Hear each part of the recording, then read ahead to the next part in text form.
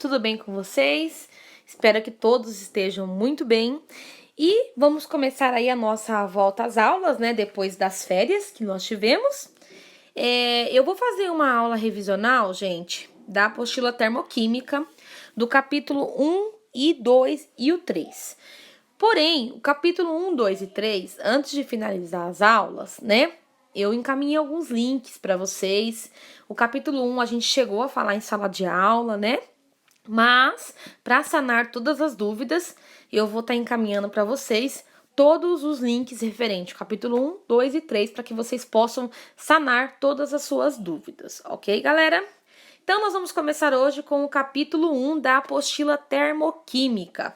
O capítulo 1, ele fala de algo muito específico, que nós já falamos anteriormente, mas vamos voltar a falar um pouquinho de uma forma diferenciada, que é o calor, né? O calor é algo que está no nosso corpo e que pode ser passado para um outro corpo até que ele alcance aí o processo do equilíbrio, né? Do equilíbrio térmico. Então, o calor é algo muito importante, tá, gente? Ele é importantíssimo para todas as nossas atividades. E aí nós vamos ter calor e suas unidades, tá? Nós vamos ter a unidade que representa o calor. Então, normalmente, gente, a temperatura é algo que nós conseguimos, né, descrever. Então, por acaso, nós estamos aí sentindo calor. Aí eu quero saber qual é a temperatura específica do meu corpo. Então, eu vou medir a minha temperatura, tá? É diferente. Eu lembro que eu falei com vocês sobre isso na sala de aula. A temperatura é aquilo que eu consigo calcular e chegar num valor exato. O calor não. O calor eu sinto, por exemplo, eu posso estar agora nesse momento.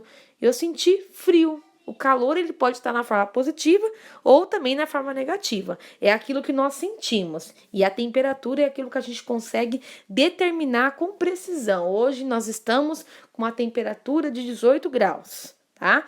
Então é bem bacana a gente ter essa noção de variação de temperatura.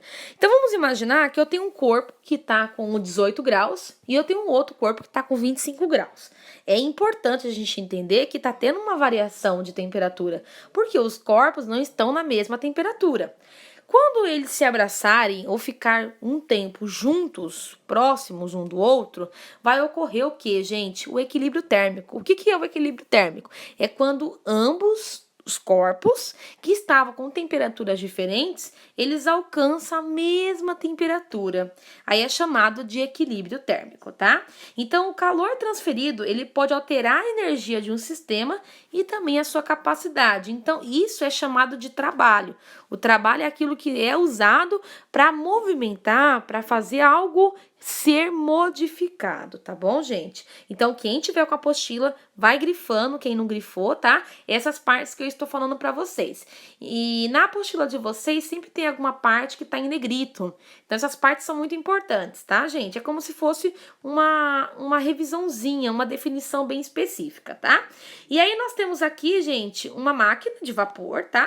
Então, nós temos aqui do lado a abertura da válvula. Aqui na abertura, eu tenho uma temperatura A, ok? Depois, gente, eu vou ter aqui o QA, que é uma quantidade específica de carga, tá?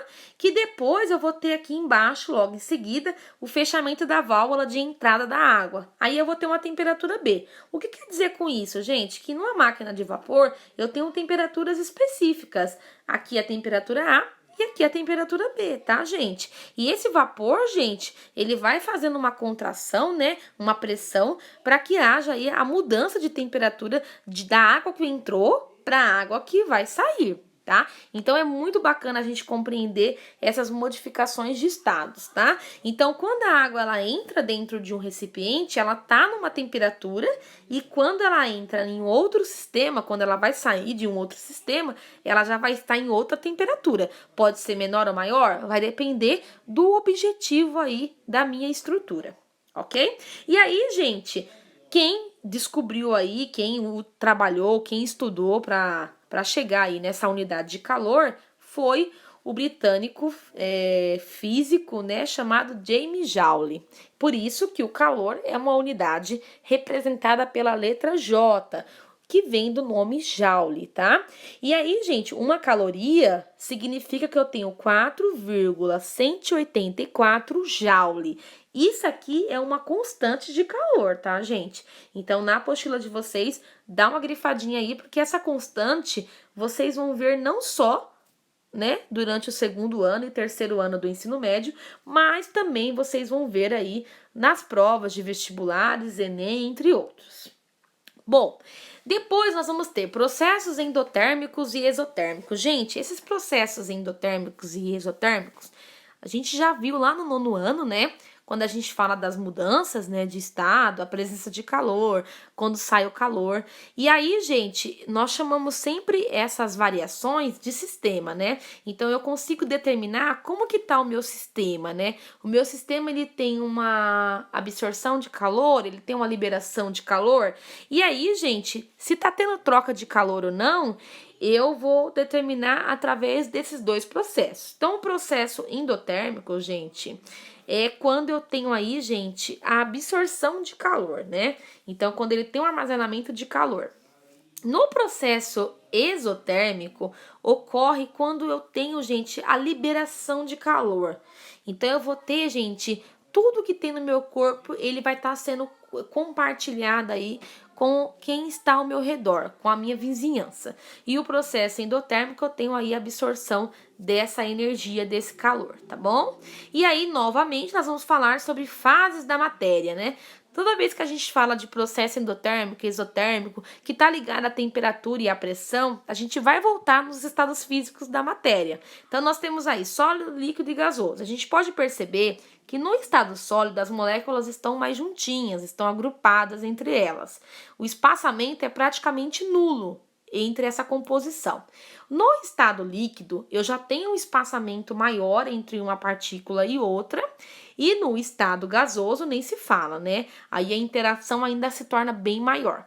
Quando eu tenho do meu estado sólido para o líquido, é chamado de fusão. Então, houve aí a mudança de estado. Quando eu tenho estado líquido para o gasoso, eu também tenho outra mudança de estado, é chamado de vaporização. E do gasoso para o líquido, aí voltando, eu tenho a liquefação, e do líquido para o sólido, eu tenho a solidificação. Mas o que é importante nessa mudança de estado, gente? Que eu queria que vocês analisassem e observassem. Do sólido para o gasoso, eu vou ter a absorção de energia. Ele vai armazenar energia, gente. E do gasoso para o sólido, ele vai liberar energia. É aonde entra o que nós acabamos de falar, que é o processo endotérmico e exotérmico. Então, não é só falar, aquilo lá é endotérmico, mas por que ele é endotérmico? Porque ele armazenou energia, ele fez absorção de energia. Então, para fazer a absorção, eu tenho que estar no estado sólido para o gasoso. E quando que é exotérmico? Quando libera energia, beleza. Mas quando que isso ocorre? Quando ele vai do gasoso para o sólido. Então, é muito importante a gente conseguir determinar essas funções. E aí, aqui nós temos um esquema, né, de uma máquina de vapor, aonde a principal conversão de energia, gente, vem aqui. Principal conversão ocorre aqui no forno, tá? Então, nós temos aí o aquecimento, o calor, que está sendo distribuído para a caldeira, que vai manter esse calor, mas ela só vai liberar para todo o sistema apenas o vapor. Então, lembra quando a gente falava de temperatura de fusão e ebulição? Quando chega na ebulição, quando chega nos 100 graus, quando ele ultrapassa os 100 graus, já não é aquele processo exaustivo, é apenas o vapor, né? De gás, de energia que está sendo transferido. Então, nós temos aí vapor. Esse vapor vai chegar a uma válvula. Esse vapor, ele vai fazer com que o pistão se mova, né? Ele faça o seu exercício específico. E vai ter uma parte do vapor que vai ter que sair, porque vocês imaginam, o vapor entrando dentro de uma câmera e ele ficando o tempo todo e recebendo mais vapor, ele não vai dar conta. É perigoso ocorrer um acidente. Então, o vapor, ele entra, ele faz a movimentação do pistão, né? Que automaticamente vai ter uma troca com o cilindro. Só que aquele vapor que entrou e fez o movimento, ele também tem que sair. Então, nós temos aqui uma válvula de saída que vai ser encaminhada para o condensador. O condensador, ele vai voltar de novo para a caldeira. Então, não é um calor que está sendo perdido, pelo contrário, tá? Quando tem uma estrutura específica, quando você tem um engenheiro, um arquiteto, né, que envolve todas essas estruturas, porque uma usina, ela tem que ser bem trabalhada. Nada pode ser perdido, ainda mais porque existem funcionários que trabalham próximo a esses equipamentos, né? E aí, gente, o calor, ele vai passar pelo pistão, né? Ele vai fazer com que o pistão se movimente. O cilindro vai ganhar força, que vai girar toda essa roda, gente. E aí, girando essa roda, gente, eu vou ter aí o processo de exaustão, eu vou ter ali um processo de movimento do meu sistema.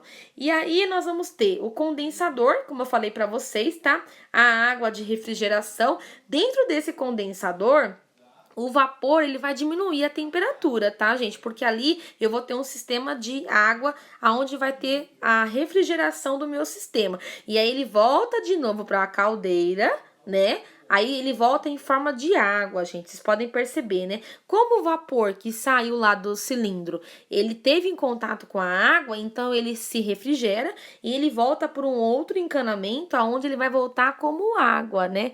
Com partículas de água. E que vai ser importante para quando o calor da chama, né, entrar em contato com a caldeira. Então, vocês veem como que é importante, né? A chama, ela aquece a água, que vai mandar o vapor para toda a minha estrutura. Porém, gente, o vapor que sai depois de ser usado pelo cilindro, ele vai entrar em contato com a água do condensador, que não vai ser jogada fora. Essa água vai voltar novamente para a minha caldeira, que vai receber calor da chama e vai continuar de novo o processo. Então, vocês veem que é algo bem trabalhado e bem específico, né? Para que não haja perda dessa minha fonte de calor, tá bom?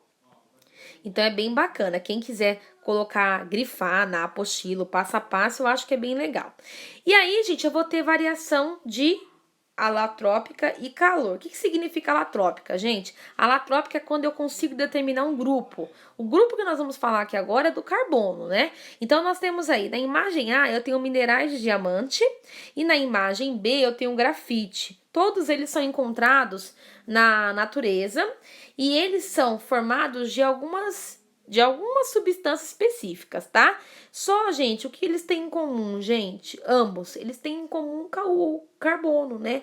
Então, eu tenho materiais na natureza em que a parte maior da sua substância é formada por um único elemento. Então, eu tenho outros elementos, no caso aí eu tenho o cálcio, o silício e outros metais que não foi especificado, porém, a sua estrutura em maior quantidade é formado pelo carbono. Então, nós temos aí o carbono do diamante e o carbono do grafite, tá? E aí, gente, para cada estrutura, eu vou ter um arranjo, né? Esse arranjo é chamado de alotropia. É como que se comporta a minha estrutura, ou do diamante, deixa eu ver aqui, ou do grafite, tá? Então, eu tenho aqui as duas estruturas, eu tenho um arranjo, né? Eles são formados por anéis, e cada anel, gente, tem formado um contato com a bolinha. Essa bolinha cinza, gente, é, no caso, o carbono. O carbono, ele faz ligação com outro carbono, que vai formando aí uma alotropia. Então, quando eu tenho uma ligação feita, na maior parte, só de carbono, é chamado de alotropia, tá? Alotropia porque quer dizer o quê? Que eles são formados pelo mesmo constituinte, pelo mesmo elemento químico. Então, eu quero que vocês grifem aí. Esse fenômeno em que o mesmo elemento químico forma substâncias diferentes é denominado alotropia. Então, eu tenho lá o diamante e eu tenho o grafite, tá? Ambos têm maior quantidade lá o carbono, tá bom? E aí, na página 5, nós temos aí também a alotropia do oxigênio, tá? E o oxigênio, gente, ele tá em maior quantidade, só que ele também tem algumas alterações dentro do seu sistema, tá? A radiação solar, ela pode ser formada tanto pelo processo mesmo do O2, como também tem a interação aí, gente, do O3. Qual que é a diferença, gente? O O2, ele é conhecido como oxigênio, mas em maior quantidade, gente, ele pode ser formado pelo ozônio, né? Então, aí eu vou ter uma mudança de um número que a gente olha assim e fala, nossa, nem parece, né? O2 e O3, mas tem uma diferença, é um carbono a mais. E esse carbono a mais, ele vai mudar a estrutura do meu componente, tá? Ele pode ser mais radioativo ou não, tá, gente? Então, vai depender da minha estrutura e de como ele vai estar no meio ambiente. Logicamente que aonde eu tenho um maior índice de poluente, ele pode se tornar algo ainda mais perigoso. Então, vai depender da minha superfície, quais são os elementos que estão trabalhando ou atuando junto com o meu constituinte. E aí, nós vamos ter altitude e concentração de ozônio. Então, nós temos aí a altitude que vai de 0 a 60 e a concentração de ozônio que vai de 0 a 5, tá? A gente pode perceber, gente, que na medida que a altitude, ela vai lá, gente, ela começa lá, ela tem 0, 10, 20, 30, 40, 50. Quando ela chega no 50, gente, ela tem o quê, gente? Ela vai diminuindo, no caso aí, a minha altitude, ele vai diminuindo de 50 para 40, de 50 para 30, de 50 para 20. Quando ele chega aqui, gente, no 50 para 25, eu tenho aí uma concentração maior de ozônio. Então, em algumas camadas, eu vou ter um índice maior de ozônio, e em outras camadas eu vou ter um índice menor de ozônio. Vai depender, gente, da minha temperatura. A temperatura, ela vai ser algo imprescindível, tá? E aí nós temos todo esse processo, gente, que nós vamos entrar agora no assunto, ela tem a ver lá com o nosso aquecimento, né? Com a camada de ozônio, né? Onde eu tenho um maior índice de temperatura, eu talvez não tenha um maior índice de ozônio ou um menor índice de ozônio. Então, tudo vai depender, a temperatura é um fator muito importante, que ela pode ser ou prejudicial ou ela pode trazer aí alguns pontos positivos, tá? E aí, ficou para vocês fazerem os exercícios 1, eu lembro que nós fizemos na sala de aula, tá? Exercício 1, exercício 2, exercício 3 e exercício 4, tá? Então, esses aqui, como eu corrigi na sala de aula, vocês não precisam me mandar a foto, tá? Então, eu quis passar aí a revisão desse capítulo, tá? Porque a gente teve 30 dias de férias aí, e eu acho que é bacana a gente tentar relembrar o que nós vimos aí antes de pegar as férias. Então, o capítulo 1, os alunos vocês me entregaram em sala de aula. Caso tenha algum aluno que não conseguiu me entregar o capítulo 1, tira a foto e me manda. Os alunos que entregou na sala de aula, eu tenho marcado aqui no meu caderno, tá? Então, fiquem tranquilos. Agora, quem não conseguiu entregar, então tira a foto e me manda. Ou envia lá no fórum de discussão, que já está aberto, ou me manda no grupo da sala, no grupo do WhatsApp, ok? Gente, muito obrigada. E aí, logo em seguida, eu vou estar disponibilizando aí o link do capítulo 2. Valeu, galera!